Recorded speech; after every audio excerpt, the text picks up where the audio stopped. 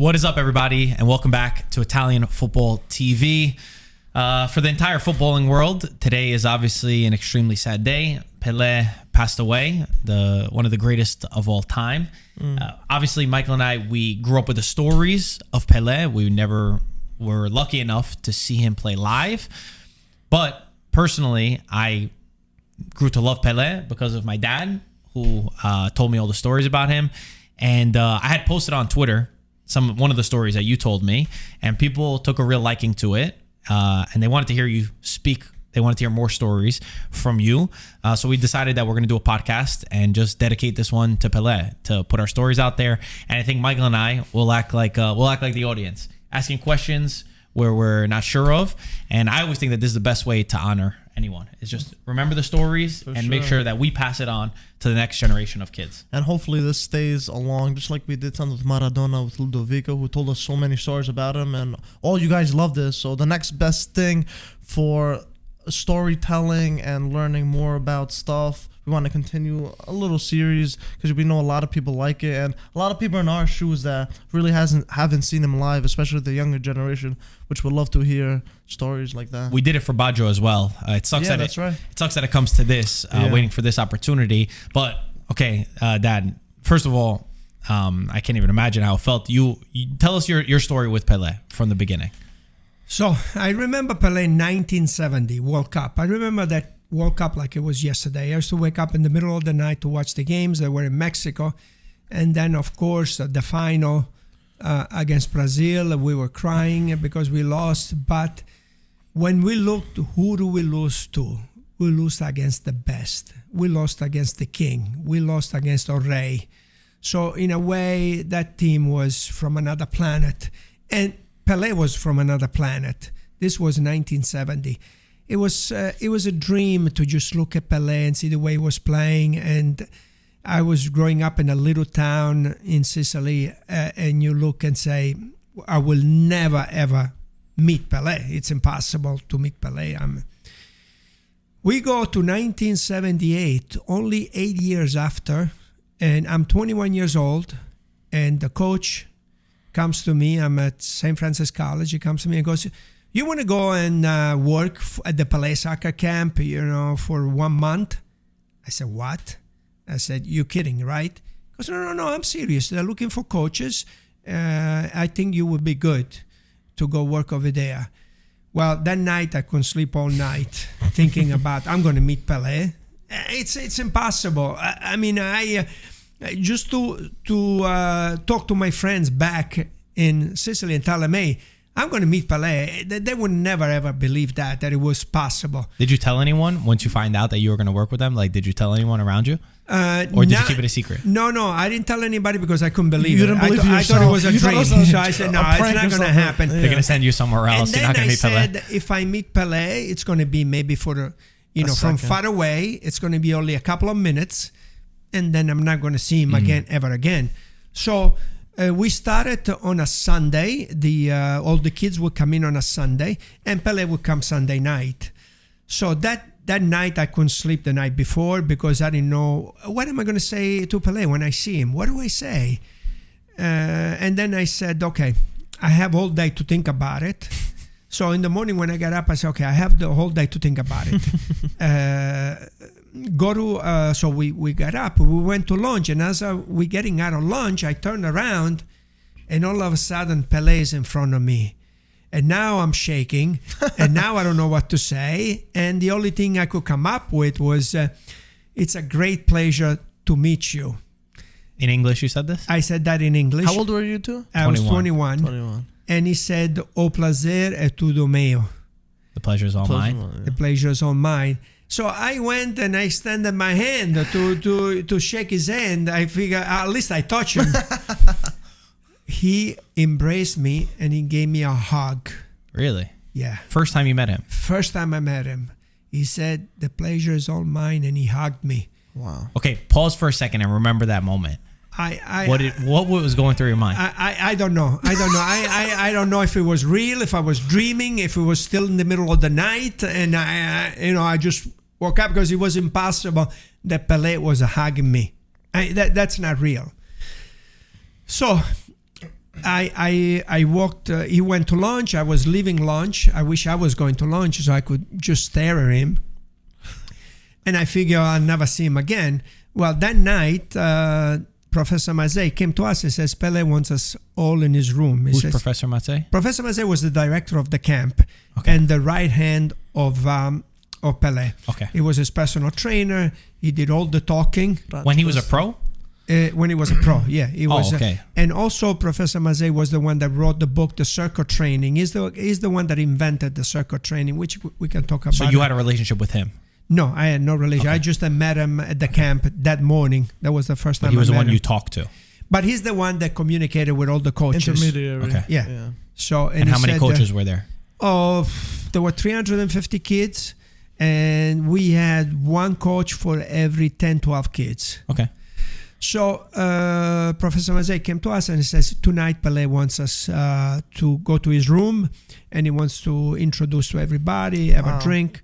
So that night we were all excited. We all went to his room. We sat there. Pelé came in. He said hello to everybody, shook everybody's hand. And then he got his guitar and he started singing. No way. I mean, I wish I had a cell phone to that record. I could videotape. Wait, why that. didn't you just record it on your phone, on your iPhone? So he starts singing, and now, of course, they all do the samba beat, which I don't have any beat on me, but they're all doing the samba, and they're all. And then all of a sudden, he looks around the room, and he starts with the first coach, and he goes, "Okay, now one song from you," and then another song from you, and I'm in the middle of the room, and I'm You're freaking out, right? I'm freaking out, and I'm trying to hide behind somebody. No, come on. Yeah. Because you didn't want to do it? No, he's going to call me. What am I going to do? I'm going to sing. This is your idol. Yeah, sing to your idol. Yeah, sing. Right. So all of a sudden he goes, Gaetano, a song. Wait, he knew your name already? Yeah, and he says, and he goes, and I have no idea. Beatles? And all of a sudden, volare comes to my head. So I say, volare, ho, ho, cantare, ho, and everybody joins in because everybody knows volare. I don't know how it came to. I don't know how it came to my mind, but volare is one of the most popular songs ever. That's a very good call to think quickly to do volare. I know. So everybody now is singing. Was he singing it? Yeah, of course. No, he knew the lyrics? That's crazy. But the only thing that we did is, whoa, yeah. Blu dipinto di blu. You know, then I would say, felice di stare qua su, volare, ho. So, and then he went around the rooms.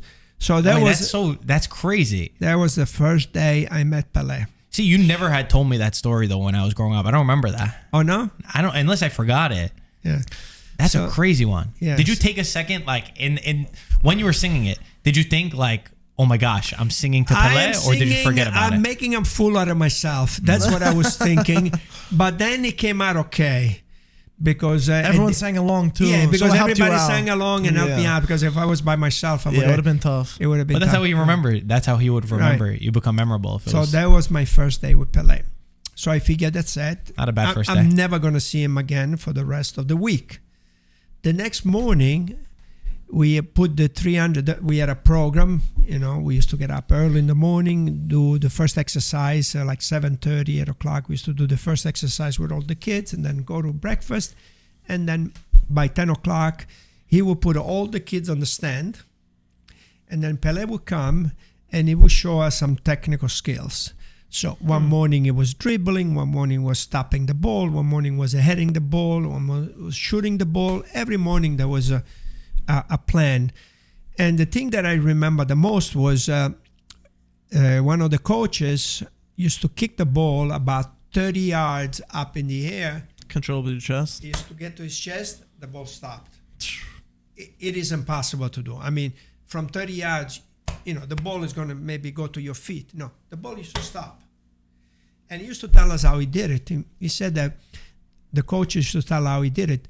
When the ball was about to hit him, he would exhale and he would relax the muscles. And when the muscles are relaxed, that's how he used to stop the ball. The same thing, if he stopped the ball with his thigh, he would relax the muscle so that the ball It's more would soft because it's more impact, soft. and it would just stop. Interesting. That you always told me, and Yeah. you said that he would like retract it, Right. right? You pull your And your then leg back. if it was with the foot, he would just pull the foot a little bit back. So when the ball was about to hit, it would go back and the ball would Yeah, stop. I know like that a pillow. Yeah. I remember you always told me so that. that was some of the things that I used to. And the other thing that I couldn't believe was dribbling. When he showed us how to dribble, he would do it with a coach. He would go to the coach, and you knew for sure that he was going to the right. Everything was on the right. All of a sudden, the ball was on the right. All of a sudden, the ball was on the left, and he would go out on the left. I don't know. While the ball was up in the air, he would go this way, and then he would go the other way. It was so fast that we couldn't figure it out. I was doing, but it was unbelievable. So that was every morning, and then in the afternoon when we were with the kids, he would pass by sometimes, and he would say hello and pack you in the bag, and say, "Oh, you're doing this," and and then at night, 2-3 times a week, we would play a game with all the coaches, and he would join in sometimes. What kind of game? No, just pick up game. Oh, playing actually? Yeah, yeah. You played with Pele? Yeah, we would be on the field there, and if we had like some of the best kids, so let's say we didn't have enough players, we would get like some of the best kids to join in, and the coaches would play, and we will show to them a little bit of tactics, a little bit, and then he joined in on the games. It just once. Was he competitive even when he popped onto the field? All the time. Really? All the time. How old was he, guys? Around 35 at that? right? Oh, So okay. Under he 40, was right? 34. In 1975, he got to New York. He played 75, 76, He was 77. born in 40. So, and you said this is 78. So he had to be 38. Yeah, 38. But when he came here, it was like 34. Yeah, okay. Mid-30s. It was about okay. 34 So he was still in pretty 75. fresh. Wait, so how competitive was it? The first time that he went on? Like, No. He was, he would take a shot. He will take your head off. Oh, yeah? Oh, yeah. He would didn't take play simple? No. One time we were inside the gym because it was a little bit, I think it was raining or something. And he took a shot. He almost took my head off. Wow. That's how he It wouldn't was. be a bad way. Say you got hit by Pele's shot, Yeah. and he had to win. Like he was like, Oh, yeah. how was his attitude? Like No, on the he didn't field? play the whole game, but he joined us for a while, and then he left. But that was the kind of person. But what impressed me most about him is that I thought before the camp I was not going to see him for the whole week. He was there every day. The whole time, right? So, and he would come and touch you. So finally, you get to touch him, you get to feel him. You're next to, this the greatest, to me, the greatest player of all the time. Wait, one other thing. You played against him or with him in the game? I played against him. Against him. Did you No. Did you ever go? No. I didn't Did go you ever go one-on-one? No. Did you stay away from him or you tried to go towards him? No, I was far away. You didn't want to go Get in and embarrassed? try to get the ball? No, I was far away. But was that scared to get embarrassed, like get dribbled, or you just didn't want to like hurt him or anything? No, I felt like I felt funny, if I hit him or something and he gets hurt or something. And then he looks at you? I didn't want to. So, people, when he had the ball, you're not going to go and Yeah, what are you gonna crazy. do? You let him do whatever he wants, pass the ball, take a shot, whatever he wants to do. If I was marking him, man, if I won a ball against him, I'd brag about it every single day of my life. It goes on your tombstone. Exactly. Yeah, something like that. But still, I mean, playing against him, that's pretty sick. No, it is. It's incredible. Wow. But it wasn't. It was for a few minutes, and then he just like he was passing by, saw us playing, he joined, and he left. So how long after did you tell your family and friends in Sicily? From how many days in the training camp when you told Did them? anyone believe you? Yeah, then I started taking pictures. Oh, okay. And then I started, and then when I went to Italy and I showed them the pictures that I'm with Pelé, they say, it's impossible because this is not, they couldn't believe it that I actually got to be with Pelé and work with Pelé. That's also kind of crazy because Pelé, whatever, let's say who's a player like after their career at 38 years old, like he was so involved in the camp. I feel like there's a lot of players who have camps, but it's just like their name on it because they'll make money off of that. Like, why would they be there? Right. That's what I'm saying. Like, where was this, by the way? So it was 2 weeks in Manhattanville College and 2 weeks at Trenton State College in New Jersey. So he was there? He stayed at this camp?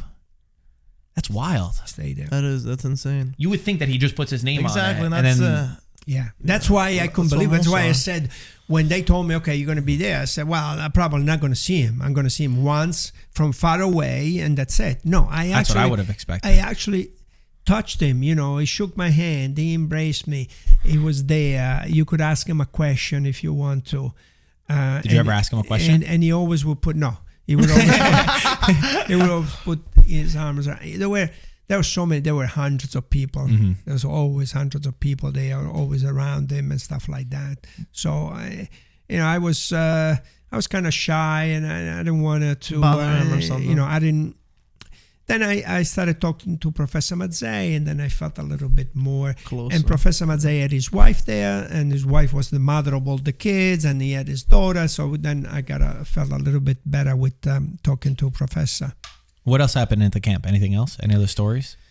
One of the stories that I couldn't believe. One of the weeks, it was the last day of the camp, and he was in the corridor and he was leaving, and I wasn't happened to pass by, so I said goodbye to Pelé, and there were like 3-4 kids. Oh, this is the best story in the corridor. This is the one that we tweeted about. And the kids asked him for an autograph and a picture, so he stopped, he signed the autograph. The picture, 30 seconds later, there were like 10, 15 kids.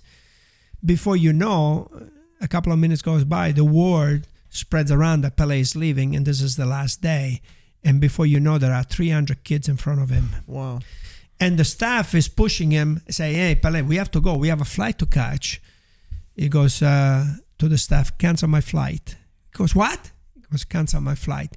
Give me a room. We were at the university. We were at Trenton State.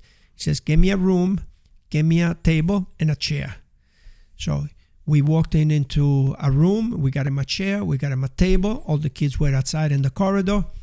And then they made a long line.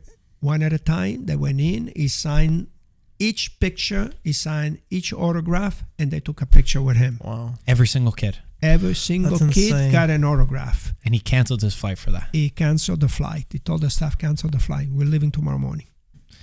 That doesn't happen. Okay, that so doesn't happen. For any player, that would be crazy to do. But then when you think about, you're the greatest, right? You're like, especially at that time, there's no dispute. Like, you were the greatest of all time. And I always loved Pelé because of stuff like this they used to tell me, like the technical work and what we used to make me go to the park and learn from what you learned from him was great. But these sort of stories, and then the other stories that you hear about Pelé as a person, and we have a few people that have known Pelé, and they say just him as a man, as a human, the way that he treated other people, he would make you feel like the most special person in the world. So the thing that also I remember about him, it was what a simple person he was. So you would think that somebody like that you cannot get close to, or you cannot talk to him, but he was very, very simple man. And one time he spoke to the coaches and he said, he goes, soccer is a very simple game. He goes, but some of the players make it complicated. What does he mean? What did he mean by that? Well, he meant that sometimes, you see the players that don't get along with each other, or they don't pass the ball, or they have a fight. He goes, it's very simple.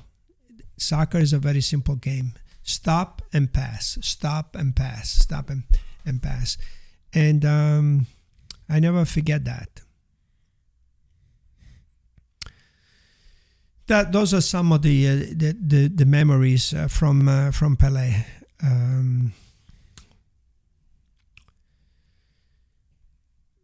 But then I never got a chance to meet him again after that.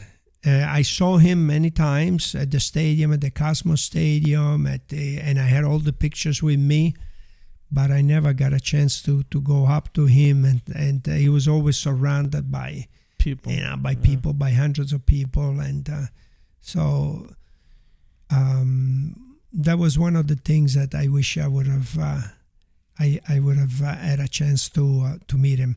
And then my team went to, I was playing for an over 30 team, and one of the players, Nelson Moraes, he was a very good friend of Carlos Alberto and Pelé, and he took the team to Brazil, but Pelé was not going to be there. But Pelé gave him the keys Nelsie to go to his house and let the team, which they told me his house is a museum with all the shirts and all the trophies that he has. I missed that trip, but I wish I would have gone. So I got a chance to play with Nelson Moraes, who was the left fullback of the New York Cosmos, and it was somebody that Pele brought to the Cosmos after he left. He played after him, and also Carlos Alberto. Nelson brought Carlos Alberto to play with us. And I played 3 games with Carlos Alberto, and Carlos Alberto was the captain of the 1970 World Cup, and we were in the same locker room with Carlos Alberto, and I was looking at him, every move, everything that he did, I was looking at him, what he was doing. Did he have any stories about Pele? Did he ever share anything in the locker room? We just talked about some of the tactics about the game that we were about to play. But we never talked about any of the stories. But they asked Pele why he was never the captain of a team, and because he was not the captain for the Santos, he was not the captain of the Brazilian national team. Carlos Alberto was the captain in 1970. They said, well, why weren't you the captain? Well, aren't you a leader? Weren't you the one that represents your team? And he goes, because I'll tell you why. Because we have a captain that is allowed to talk and lead with the team, with the referee. But being me and Pele, I can also have a chance to talk to the referee. So now you got 2 people talking to the referee. That's funny. and 2 people that are leading the team. That's actually interesting. Yeah. Never thought about that before. Yeah, so that was his explanation for being the captain. And then to close on the part about the camps, I always remember, and I know you have this in your office, we'll pop pictures up too of some of this stuff, that on your birthday, you received this letter from him that you weren't expecting. This is like months after the camp had ended. No, so during the camp, it was my birthday. Okay. And I don't know, I will find out. I'm sure one of the coaches that was my friend must have told Professor Mazzei, hey, today is Gaetano's birthday. So Pele got me a picture and he said, to Gaetano Messina, happy birthday, Pele. Wow. When did you get that? Who gave it to you? That I got it that day. Same day? Yeah, that What'd day, you do? that night. I got the picture, which you could show that picture. And, when I saw Pele, I told him, I said, I cannot thank you enough for, he goes, that's nothing. He goes. Then this was in the summer. Christmas came. Okay, so it's this. Christmas came, and I got something in the mail. Pele soccer camp. So I open, and there is a letter, and it goes, Dear Gaetano, in appreciation of the work that you did during the soccer camp, we really appreciate all your support in this historical year, because that was the first year. They did it for 3 or 4 years, but this was the historical year, was the first year. Mm-hmm. It says that we'll really appreciate all your work, and I send you the letter, you can send it, and then signed by Pele.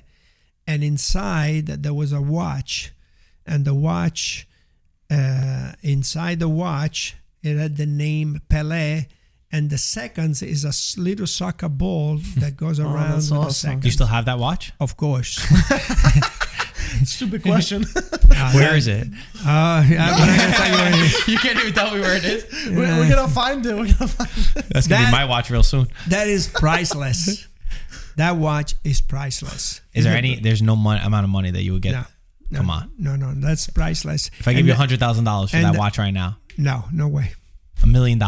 The letter. So I have the letter which you could show. I have the birthday picture, and then I have the pictures that with him, and I have a few soccer balls too that he signed. That I have signed, and I put them away, and then in one of the charity events, I bought one of his pictures, a big picture like this, signed by him. Yeah, that's a nice picture. The blown out picture of the. I've seen that. Yeah, the one he does a scissor. Nice. He does a scissor kick. Yeah. I did that for charity. And of course, I have his shirt from those were that always hit me the most because it's how he always went the extra mile. I think that you always explain that to me, and he was such a good role model, even though I never saw him play. And I think that's the weirdest thing is how sad I feel that he's gone. I never watched the man play. I didn't grow up with him. I grew up with his stories, and I've seen the way he impacted you, obviously, and I grew up with all that, and I've watched the videos and his highlights and stuff. But it's the way that he's made everyone feel, and the way that he went the extra mile, even off the pitch. He was such a perfect example for young kids. I think that sort of professionalism was the thing that hit me the most about Pelé. So, if you could think, and this is for all the audience, all the IFTV, if you could think, if there's a person that you want to meet, somebody that you really would love to meet. Your idol. And you think about it and say, when I meet this idol, am I going to be nervous? What am I going to say? How is it going to make me feel? Because I met a lot of people during my 40 years at the airport. And there are some people that they make you feel nervous. There are a lot of people that you cannot talk to. There are a lot of people that even before they come to the counter, somebody comes before and say, do not ask for autograph. Do not ask for a picture. Do not talk to this person. And these are very famous. I'm not going to say the name, but they are very, very famous people. So when they come, they make you feel a little bit... they're above you. Yeah. And don't get close to them, which is fine. I respect that if that's the way they want to do. Sometimes these people, they get bothered every 2 seconds. It's understandable. The whole day, 24 hours, they're always taking pictures of people and at one point they need their privacy. So I understand that. But one thing about Pelé is he made me feel welcome from the moment that I saw him, and he made me feel like I could approach him and talk to him at any time. Like a friend. Yeah. It was like, sometimes he was walking, he was playing tennis over there also in Manhattanville. I saw him playing tennis. They told me he was a great tennis player. And sometimes in the afternoon he would play tennis a little bit just to stay in shape. And then he would walk to the grounds, and it would not make you feel like nervous. He would come and pat you in the back. He wasn't intimidating, right? A very simple person, felt like somebody that you can talk to, and somebody you can approach and say anything. And the same thing was Professor Mazzei. You can always, talk to him. So the last day of the month, because we worked 4 weeks, the last day of the camp, I wanted to buy something for Pelé. But what do you buy for Pelé? You want to buy him a gift? I want to buy him a gift. That has everything. The man that has it all. Yeah. And this I probably never told you. No, I don't know. Because I thought it was stupid, so I never told anybody. Good time now. Now you can tell Nobody's everyone. listening. So what do I buy Pelé? What the hell do I buy him? And also, if I get something to Pelé, I have to give something to Professor Mazzei, which he was the director of the camp. Mm-hmm. I go to Can't wait to hear this one. 18th Avenue. Don't tell me you got pastries. I was just I go to International, that store next to Villa Abate, where they sell all the Italian... the records? The record. Oh, okay. What the hell did you get him? Would you get him a fake Messina jersey? I got him an LP. You know what an LP is? No. So an LP is a long playing. The 45 is the small record, which you only have one song. The LP is the big, where you have about 10, 12 songs. Was it music? I bought him a Sicilian record. Oh, wow. Like the big disc thing, right? Yeah, the big disc. What the hell? What made you think of that? Because I said, what do I give him? I they're singing. I come from Sicily. He loved music. He was playing the guitar. Not terrible. And then he went around and he got into Italian music, and he got into South America, samba music, tango. He got into a little bit of everything. So I said, let me give him a Sicilian tarantella Oh my record. God. It was between that and Arancini. So he was like, this doesn't go fast, so I'll give him that. So I gave one to Professor Mazzei and I gave one to him. Did you really? Wow. What songs are on it? Do you know?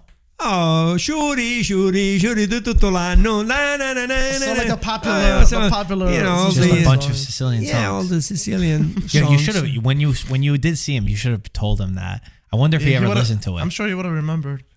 Yeah, I don't know. If you showed him a picture, probably. Maybe if you ask Professor. Is Professor Mazzei still around? No, Professor. The daughter. So I met the daughter. That's really funny, by the way. You don't know if Volare was on it, right? No, 'Cause Volare was Sicilian. it's not Sicilian. It's all Sicilian music. It's actually not a bad idea. Yeah, I thought your gift was gonna be way worse. And Tarantella. Yeah, I would have brought cannolis. Apparently, that's what I do. So I met the daughter years and years after at one of the, when I was elected in the Hall of Fame. Mm-hmm. She was there. And she wanted to do something about Professor Mazzei. She wanted to do like a story, a film. And I said, listen, this is my number. If he impacted me a lot, Professor Mazzei. I said, if there's anything that you need from me, because I'm working on something, because I'll let you know. But then she never called me, and probably I could have asked her if they ever listened. if they had if they had that record. I'm sure. Yeah. I'm not just saying. I bet you he did, just because of if it was anyone else. His character. Like I've heard Ryan try to give gifts to some players. Oh God. And for sure they never check what that is. Right? We'll tell you afterwards. Yeah. We'll That's an afterwards. off-camera kind of story. But that story I to go never on. told anybody, Yeah, that one you didn't tell me. I think that's a good story. I though. never bad. told I think that was anybody. good. because I Wow. thought I thought it was stupid. I said, well, is he ever going to listen to it? But then I said, listen, this is where I come from. This is he told us his story and where he comes from. Yeah, he good. came from the poor people. He came from the Favelas. street. Yeah. And then, and I think that's why he was so humble, because he came, he came from the street, playing in the streets, with nothing. Do you kind of relate to that? Sometimes he didn't have shoes. Because you always told me stories about in Sicily. Well, when we grew up, we didn't have any money, and we would put 10 cents each. And if they have 20 people, and then we will buy a soccer ball, those plastic soccer At balls. the supermarket, right? Yeah, so some the cheap. super, what's it called? There's one in Italy that everyone always uses. Yeah, I don't remember, but we didn't have. So with 10 cents each, 20 people, we will buy a soccer ball, and then we play in the street. Till it popped. Yeah, and I didn't have any shoes. I didn't have any sneakers. What, you play with church shoes or something? None always screamed and yelled at me because I would make a hole on the bottom of the shoe. Super Santos?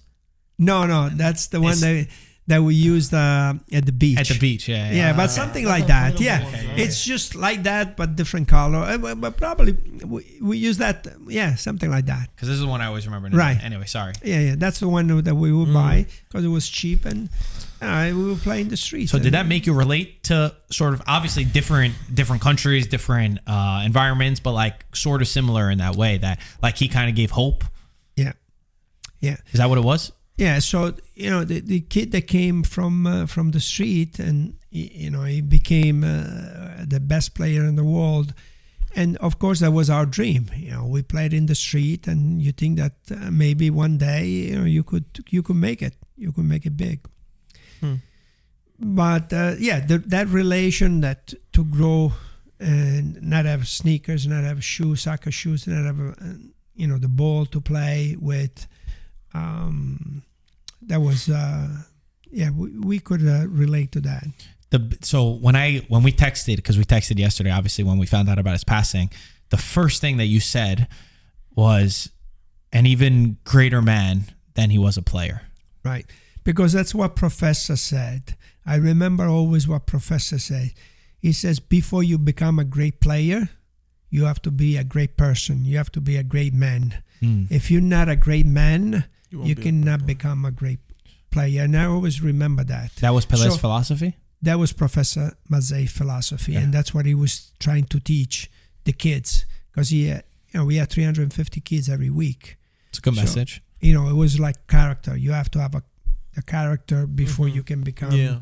because a lot of the players, they could have all the skills that you want, they could have the talent, but if you don't have it up here, you're gonna get lost somewhere. And that's Pelé's trainer, so obviously that's the same philosophy that Pelé had. Right. Wow. I think that's an interesting thing. I have some quotes from him too. I want to read them after.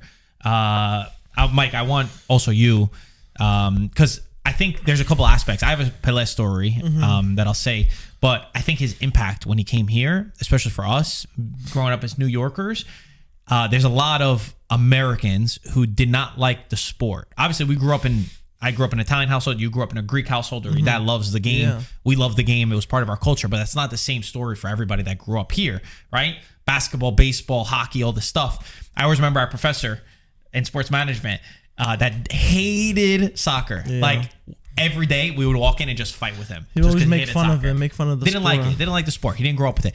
But the one thing that he loved and the one thing that he would talk about is Pelé. He would say Pele. Pele was the best. He goes, he was the only thing that brought him interested into the game. And that's because he came to the New York Cosmos. It's because he grew the game here. And I think it's because of the messaging that he gave. Because I was even watching him after a game, and he's like, he just puts his hands up and he's like, love, love, love. It's all about love. Like, he spread such an important message, and he came up at the time where TVs were popular and he became this like global icon. I even saw like an advertisement in Mexico, I think it was, where it said, nobody's working today because Pelé plays. Like, that was sort of the impact he had. For you, because you came from Italy at 14, right? You went from Sicily to America. What was the change that you saw? I think my timing is still okay. What was the change you saw before Pelé arrived in the United States and then after? Well, when I arrived here... He wasn't here already, right? No, I arrived in 1972. And Pelé came in 1975. Okay. Wow, okay. So those years before. The years before, soccer was played just for the foreigners. Yeah. So in high school, I went to high school, and we had Yugoslavians, we had Greeks, we had Bulgarians, we had South Americans, Ecuador, Colombian. Our team, and then also from the Caribbean islands, we had Trinidad, Tobago. So our team was all foreigners. I think there was nobody from... No Americans? No American. Wow. It was all foreigners. That's crazy. And that's how we were playing at the high school level. And then on a Sunday, so this was the high school. On a Sunday, I would play... my first team was Fiorentina Juniors, and then I went to Palermo Juniors, and then I went to Brooklyn Italians. So it was all foreigners. Fiorentina was all Italians, and we had a few South Americans, we had a few Europeans, and the same thing with the rest of the team. So New York was the melting pot. Brooklyn, we grew up in Brooklyn, where we had this is what when 1975 came, all of a sudden everybody got into soccer. So now also the Americans got into soccer. So then at that point I went to college, 1975. And in college, a lot of the foreigners, but we had 3 or 4 American kids playing. And then I saw the development little by little. And like you said before in the previous interview, soccer became the most popular sport in the United States. I think in the last 20 years, soccer is the most up until the age of that you go to college. Up to the age of 18. More than basketball? I don't think more than basketball. It became the most popular sport. Maybe fastest growing? Yeah. Yeah, probably. Okay. The most kids that played the sports were soccer. Wow. If you look in the last 20 years. And it's okay. Yeah. I mean, it's pretty much what we thought. It's crazy just to think of what he did for the sport. And one other thing about Pelé that I don't know if you know about it, but he went to play in Africa, and they stopped the war to see Pelé play. Yes, I heard about this. Yes. Didn't hear this. Yes. Yeah. There was a war. There was a civil war going on in the country. I don't remember which country it was. And Pelé was playing. Santos was playing the next night, and both parties they agreed to stop the war so that they could go see Pelé play. Okay, one other question about that. I forgot what it was. I don't want to assume, but I feel like Sierra Leone's popping into my head. I forgot. It was definitely an African country that was going through a civil war. And that's why they said even even calcio could stop wars. That's Yeah. how powerful. I remember they made like a slogan after that. That's how powerful it was. Okay, question, because I seen this going around, and then we're gonna ask you obviously the inevitable question, but when they did these friendlies, right? Because I know a lot of people were saying, and I'm trying to gauge from you, they played these friendlies all around the world where they play against Roma, they'll go to Italy, they'll go Benfica, they play everybody. Yeah. Were they really friendlies like we know today? Like friendlies now, nobody cares about friendlies. Like were they more serious back then because they did this like world tour? I think once Pelé got involved. I mean, if you played against Pelé, you wanted to show your best, and you wanted to show, hey, I stopped Pelé. Exactly. But this guy would score 4 or 5 goals, and even in the friendly games, 7, 8 goals. So maybe if you played 2 other teams, it was not that they were still on vacation when they came here. But if you played against Pelé, man, you wanted to be your best. So and then he would still score you 4 or 5 goals. Because that's always the argument against him is that he never played in Europe. But like from what I've heard. But he played in the World Cup. He played against all the European teams. The top. And then but they won. Santos won the Intercontinental, no? Against Benfica. Yeah, and then, he played against AC Milan. He plays against... He played but that's what I'm saying. People say they're friendlies. Yeah, he went to Sweden. I think he played there. But I think players would still wanted to stop Pelé. Of course. Yeah. Because he was the best in the world. He was doing friendlies all over too. I was reading in the paper. I remember, and now don't quote me, but I think Trapattoni was picking him up one game, and he goes, "I'm going to stop Pelé." And the guy was unbelievable. He would go through you like nothing. But he went through, it was definitely a world tour because he was going through all different countries and stuff like that. And they were selling crazy tickets because it was Pelé. Right. I was reading the Greek paper too. They did a Greek friendly tournament over there. He played against 3 Greek teams. Right. He beat 2 out of the 3, but it was saying the amount of people that came and showed up, it was just to see, someone like Pelé was like insane. They couldn't believe it. I'm sure against those teams, you didn't have the best defenders. Yeah, exactly. So it would be easier for him to go through them. But still, when you think, let's think about us playing in the park, and we're playing against players that are not that good. It's still not easy to score. Exactly. You're right. Even when I say, oh, these guys are no good, and it's not easy to score a goal. Maybe get past for you. them. Not easy to get past them. It's true though. Speak for yourself. And the man with Santos, I think he scored almost 1 goal a game. I think it's 1.3 or something like that. He's like 680 something. That's insane. I mean, all the statistics that you said yesterday, Pelé is number 1. Yeah, on the percentages in ratio. It really, I personally, I hate the argument of who's the best. I think that it's so overplayed, and like, I also believe you can't compare generations. I don't think that football then is different than football now, but I don't take away from what football was then, because for me, Pelé was the best, but guess what? He was going up against the same that were the best at his time. You can't compare today's player to back then, because an average player today, physically, he retired from the national team at 30 years old. Like, we're completely different. Right now, 30s you consider the prime of your career. So what do you think about that? No, I agree with you. I mean, he was going against Beckenbauer. Beckenbauer was the best sweeper that ever probably lived. So he was going against them. He was scoring against the best defender of the world. So, that's the comparison that you have to make. You cannot make and say, okay, Pelé playing in today's the players. No, you have to compare Pelé, the era that he played. Yeah. He played against the best defenders of his time, because in the World Cup, you meet the best teams in the world. You know what's so interesting too? When he grew up, there was no TV. Right, I know that the first World Cup, 1950, it was on the radio. He was listening to it. I only say this because I was just watching his documentary last night, and so he also didn't have as much research that we have today. Like, there's kids that they were just watching YouTube videos all day of tricks and all this kind of stuff. Like, you grew up with watching your inspiration, and yes, locally, obviously, he was able to see players, but he built, and I'm not just saying him because there's definitely players before him, but he popularized so many things that other players went on to build on top of, and obviously become better, because that's a natural progression of anything in life, but especially a sport.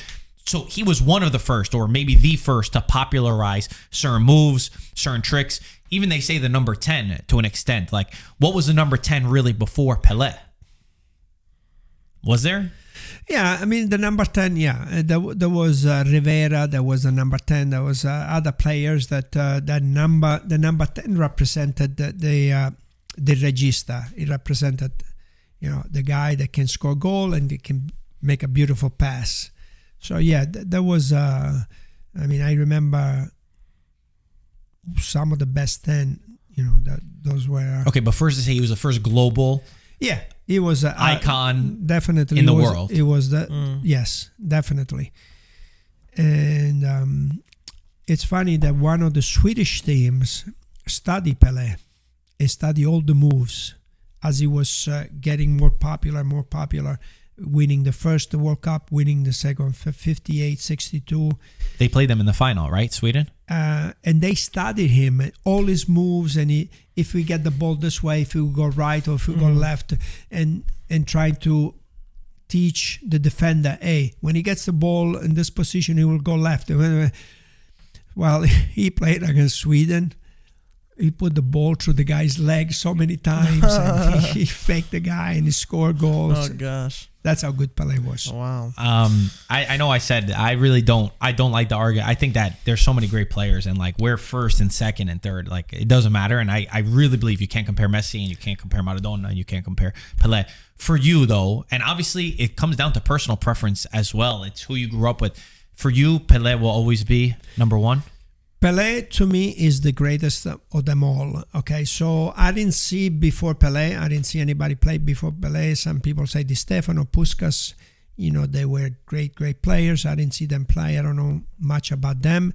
But from the mid-60s to until now, so I have seen all these players. I've seen from Pelé to Ronaldinho to Messi to Ronaldo, Maradona. I have seen all of them. The greatest of them all, to me, is Pelé. 3 World Cups. The only player to do 3 World Cups. 17 years old, this guy scores 3 goals on the semi-final of the World Cup, and then he scores 2 goals in the final of the World. At 17, you win 3 World Cups, and then for the great person that he is, to me, is the greatest. Yeah, I always knew that. For you is and that's how it is. Your experiences change everything. How you grew up with a person, especially at a young age, those things kind of impact. Like, okay, I'll say this, like I'm biased for sure that like when I grew up, I had players like Totti and Del Piero and Buffon and Cannavaro, Maldini, players that like today's game, I'm not saying that they're not as good. The players today are not as good, but just because they impacted me at such a young age, at like 8, 9, 10, 11, 12 years old, that they're the crucial years where you form like a love for the game. Doesn't matter how good the next players are, they'll never be better than them. You have a special place for them. It's not a knock on the players today. You hold them at a higher standard. And you know what's funny too? When you look back in memories, you don't remember all the mistakes and stuff too. Like you don't remember the missed goals. Like you remember just the emotions that they brought you. So that's sort of how I say it. Like if you think this player is the best, like they're the best to you, sure. But everyone has something different that they feel. Yeah. And also the longevity, he started at 17 and, he's playing, until 30, played at the highest level ever for all those years. And then he retires and then he comes back here and again, he plays at the highest level. Yeah. So that's, to me, is the greatest of them all.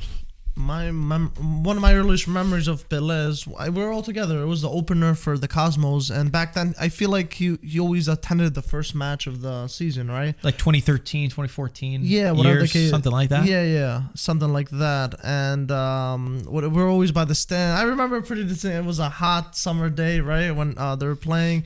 And we're talking about it too before, Marco. Instead of watching the game, a lot of these players, the game was that way, and he was in the stands in the back, and like the box, the VIP section. Everyone was turned around, trying to talk to him, try to hold his hand or get something signed, and he just kept pointing back, watch the game and stuff like that. He just caused some an insane uproar in everything, and he just brought the love of football. Just because he was such a loving soul, I feel like you wanted to get into it so much more. Even if you didn't, people that didn't really watch soccer, they went there just for him, and they wanted to get into it, even though it wasn't their favorite sport or you weren't into the culture as much. He just gravitated towards that, and that's what made you wanna learn about the sport and a loving soul is a nice way to put it. So, so when you go to a soccer camp, you're trying to get the kids to always move around, right? Yeah. You as much as possible, let them move, don't stop, because otherwise then they get bored or they start playing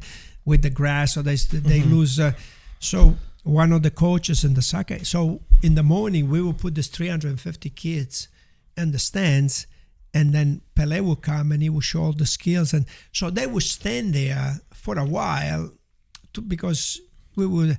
And one of the coaches goes, I don't think it's a good idea to have all the kids just stand there and not do anything. They should be moving. And Professor and all of us, we turned around to the coach, and Professor Mazzei turned around. He goes, you out of your mind. We were waiting for him to come there and to show us the skills. I could have sat there for hours. I wish that I just to watch him do the skills, kick the ball, dribbling, head the ball, teach me how to stop the ball. That was the best. That was the best time when Pelé was there, or juggling the ball. I mean, he would start juggling the ball like nothing, right? Oh man! And he would say, Professor would say, just focus on the ball. When you juggle the ball, look and focus on the ball. And he would pass the ball from his foot to his thigh, to his head, to his shoulder, to the other shoulder. And we were there like... amazed. No, don't go away. Don't forget about let's teach the kids anything. Teach us. Teach us. And the kids were... You were a great teacher. You're a great coach. Oh, my God. The kids were like... and this guy said, it's too much time spent. Did he ever juggle like because I remember you used to always tell me, but this is, I know when it's grown up, like he used to juggle like an orange or a mango and then eat it. No, that I didn't do in the camp, but I've seen all the movies that he made. By the way, he juggled the ball. I mean, that ball from here to his head, to his shoulder, to go like this, and then he would stop. Then he would stop it in his head and go like this. And then he would make it roll down his shoulder. Wow. That's crazy. I remember, Mark, I told you this a long time ago. My dad told me a story of Pelé. My dad didn't get a chance to meet him, unfortunately. But my dad went to a Greek doctor in the city, and he went to the same doctor Pelé went to. Oh, yeah, do you remember? I told you this. Are you sure it's a true story? Yeah, it's a true story.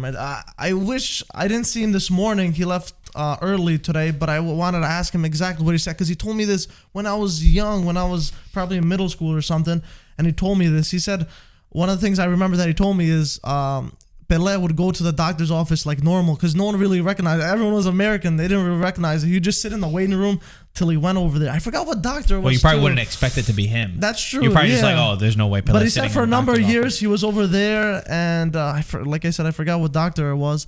But yeah, he was just a calm guy. He was like, you never expect, if you didn't know who he was, you didn't expect he'd be. He's just a normal guy sitting in the waiting room, waiting for his turn. And I gotta get more information about it. Yeah, ask your dad tonight. Yeah, for sure. The one story that I had with Pelé. So obviously you put the love of Pelé for me, just growing up with this, and I wanted to meet him so bad. I was dying to meet him just because of the icon that he is, and he was always my favorite, right?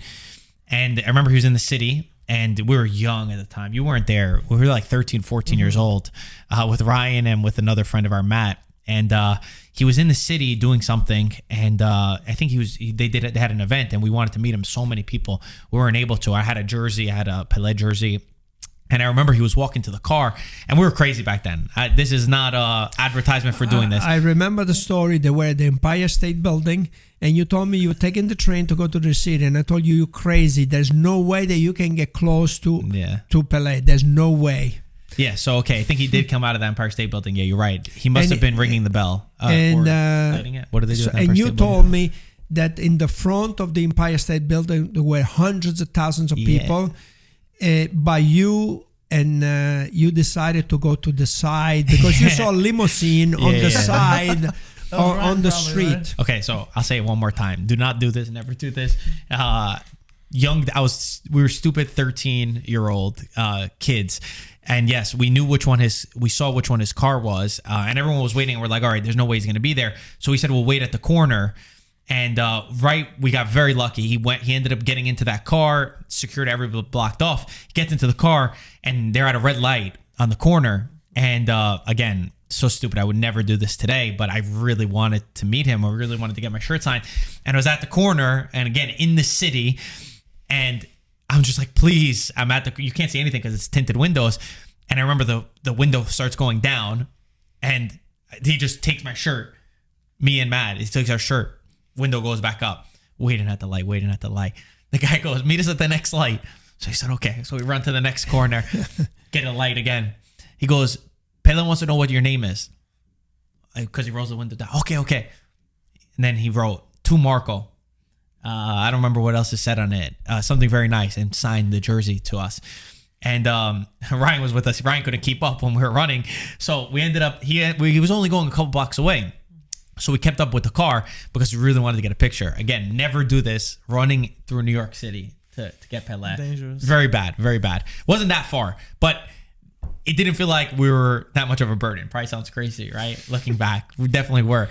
So they ended up pulling over right away, and I couldn't believe it. And we only ran a couple blocks. He gets out of the car, and they start going into a restaurant, and he was like, man, you guys kept up with us. You're pretty fast. We said, yeah. I said, so sorry, dude. He goes, no problem. He goes, you got your shirt signed. He goes, you want to take a picture? And I was kind of like you. I was like, Jesus, I couldn't believe that he was telling me. I was like, yeah. So we take a picture. I take a picture. Matt takes a picture. I'll pop it up on the screen. And I just remember being so touched. And he asked us, I couldn't believe this. He's like, who do you guys think is going to win the World Cup? I think it was a 2014 World Cup. And I was like, I think I said France or something. And he was like, okay. He's like, I think he had Germany. And yeah, it was just amazing that. And then, so I said Ryan couldn't keep up. So Ryan ends up showing afterwards, and Pelé's already inside. And we're just standing outside in this glass all around, and we didn't want to bother him. We're not going to wait outside, right? We're just waiting for Ryan to come, and Ryan is very persistent. He wanted to meet him so bad. And so we're just there for a couple of seconds, and Pelé saw us standing there, and he sees Ryan come, and his security guard comes out, and he's like, what are you guys waiting for? He goes, you got your picture? I was like, yeah, no, we don't want anything. And then Ryan's like, I didn't get a picture with him. And he goes, okay, 1 second. He goes back inside. He goes, Pelé's inviting you inside the restaurant. We said, no, there's no way. He goes, come inside. We go to Pelé's table. He comes out. He starts talking to us. And Ryan signs, takes his picture. He asks us where we're from. He said, yeah. I said, listen, like you're an idol for us. He's like, yeah, I'm so surprised. He goes, you guys kept up. So, I decided to invite you inside. Make sure you get a picture. He goes, take another picture. He told me to take another picture with him. So I took a second picture. I said, okay, yeah, let's do it. I think I'm sweating. It was raining that day, so I'm soaking wet. Look like a maniac. But yeah, that was Pelé. And I remember I told you, and you're like, no way. And for the best player in the world to do that is just like sick. He had every right to be like, get the hell out of here. You guys are sick in the head. Don't come anywhere near us. But we look like young kids that were just like dying to meet him, and that's what he was. Wow. That's Pelé. I mean, who would invite you into the restaurant? Never. I mean, nobody's ever going to invite you into the restaurant. Antonio wouldn't even invite us to a restaurant if we were chasing him. Yeah, you wait outside, and then when I'm done, maybe you take another picture, but not to invite you into the restaurant. But that's the way Pelé was. That's why he's the greatest of them all. That's true. Wow.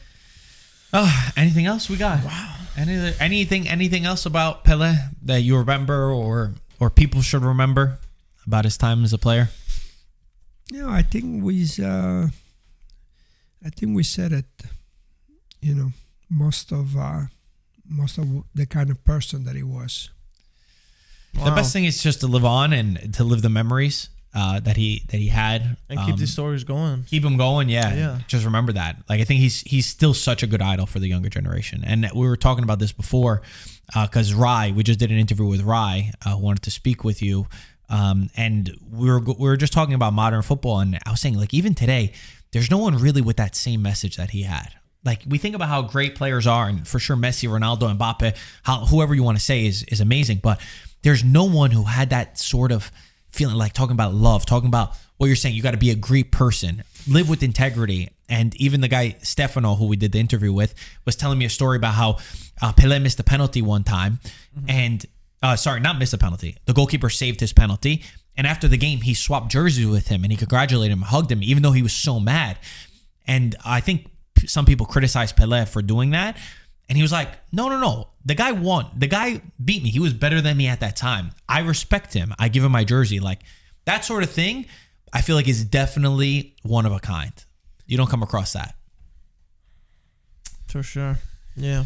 It's sad. It's sad, but you're blessed to have those stories. They'll come to me. We'll make sure that they live on. And now we have this recording, so we could always remember them. So it's not that game of telephone of forgetting one day on how he was. Yeah, and if you guys too have any stories or something interesting that not a lot of people know about, definitely let us know. Especially because we have a lot of people in the New York area too. I'm sure went to a bunch of Cosmos games or even had the great benefit, the pleasure to even see him or meet him or something we don't know about. Let us know on how, keep his story going. I think that's the most important message too. Someone like Pelé, got to keep the story going. Make sure the future generations never forget about him or how he is. And the last thing, I think if they like these kind of like story time type of videos and reminiscing on an old player, I think we got to do this before we have a reason. It sucks that sometimes we need reminders, to do this sort of stuff. But we should try, like players that have impacted everyone, reminisce on these. Like you have stuff about Baggio, there's stuff about other players that all of us have. We gotta start telling those stories and make sure that they're heard. So rest in peace to Pelé. No one will ever forget. I agree with you, King. Greatest. And Gaetano, thank you for coming on here, sharing that amazing story. It touched me. I feel like I've heard it a couple times, but just listening again, I was just in awe and shock. And I'm sure all the new people that listen to this, I'm sure they really appreciate all this. Edson Arantes do Nascimento. Hey, that's the last thing I should end with. That's a great way to say you it. always made me memorize his name. I'll never forget that. Edson Arantes do Nascimento. You used to tell me, you're like, what's Pelé's full name? And I memorized it. Right? He was named after Thomas Edison, right? Yeah. That's what it was. Yeah. The light in the morning, he came out to the light and the mother thought about, this is my light. Really? Yeah. I didn't know that. Yeah. What a good way to end it. Beautiful. Guys, thank you for watching. We'll talk to you soon. Ciao, guys. Ragazzi.